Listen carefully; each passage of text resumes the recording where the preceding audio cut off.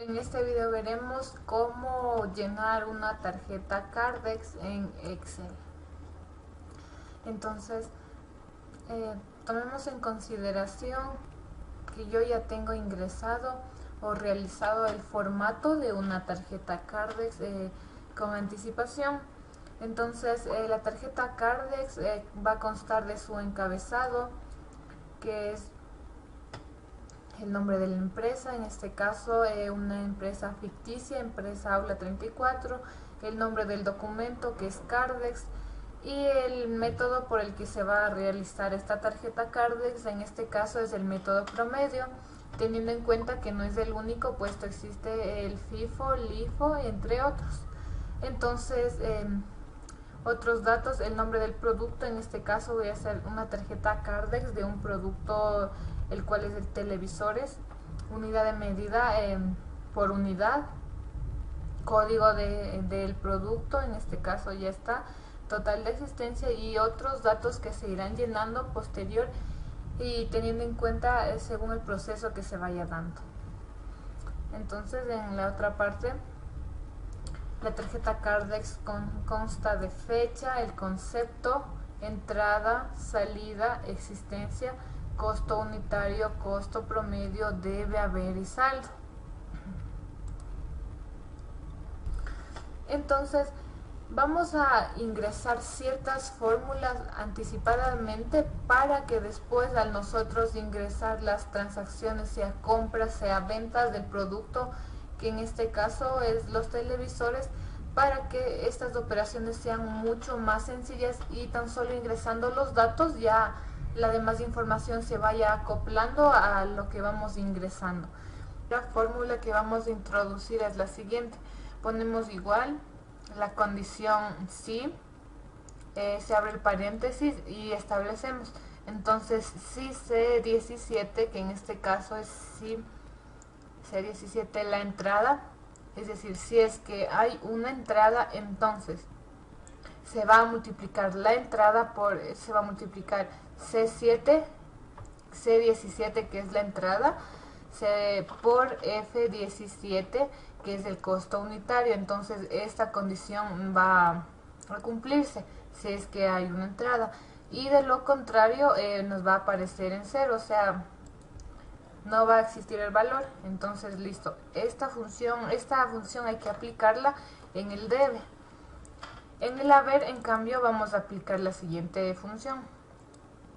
Entonces igual si, en cambio aquí es D17, D17 corresponde a una salida.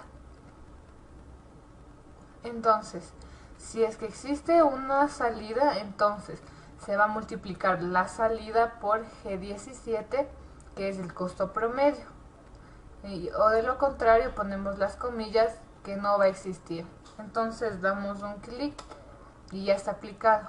En cambio, para el saldo la función va a ser la siguiente: ponemos igual, mencionamos la función si, abrimos paréntesis y señalamos la C18, que en este caso C18 va a ser la primera transacción, sea cual sea la que se dé esta.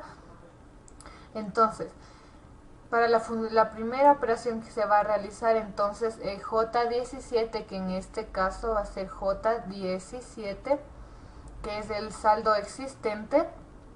En el caso de que sea una compra, se va a sumar H18, que es el valor del debe, o de lo contrario, si establecemos otra condición, D18, si es que se da una salida, entonces J17, o sea, es el saldo, va a variar y se va a restar de 18, que es la salida. O de lo contrario, si no se cumple ninguna condición de la entrada ni de la salida, ponemos comillas para determinar que no existe un valor. Entonces, una vez que aplicamos estas fórmulas, que van a ser muy prácticas, ya sea del debe, del haber o del saldo, entonces se nos va a hacer mucho más fácil introducir la información para que la información se vaya acoplando y se vaya actualizando de por sí. Entonces, en el inventario inicial va a constar que hay una existencia de 100 televisores a un costo unitario de $100 y de igual manera un costo promedio de $100. Entonces vamos a establecer, vamos a decir que de fecha 28 de febrero del 2015 se va a realizar una venta. Entonces, como es venta, vamos a señalar aquí, vamos a ingresar el valor en salidas. Entonces, una venta de 50 unidades. Entonces, una vez que colocamos, podemos ver que la información se actualizó de por sí. Entonces, si decimos que se da una salida, es decir, una venta de 100 unidades, entonces al ser una venta que está ya registrada en salidas, entonces se va a multiplicar el número de salidas, es decir, 50 unidades que se van a vender a $100, que es el costo promedio, es decir, va a salir, es decir, se va a dar el valor de 5.000 que va a estar restando al saldo existente.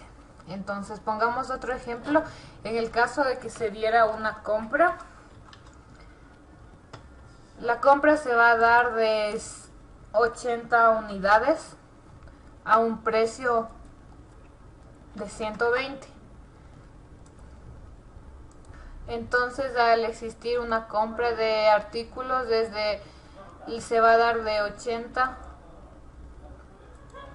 Entonces, las 80 unidades que van a ingresar van a entrar a un costo de 120. Cabe destacar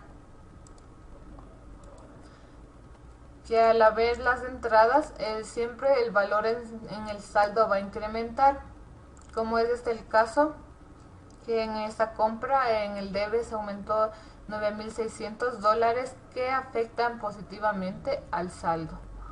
Entonces, de esta manera podemos ir aumentando las diferentes transacciones, ya sean compras o ventas de este artículo en sí, en nuestra tarjeta Cardex, y con las fórmulas que inicialmente pusimos se va a realizar de una manera más fácil, puesto los valores tan solo van a ir cambiándose automáticamente. Eso es todo en cuanto al uso de la tarjeta.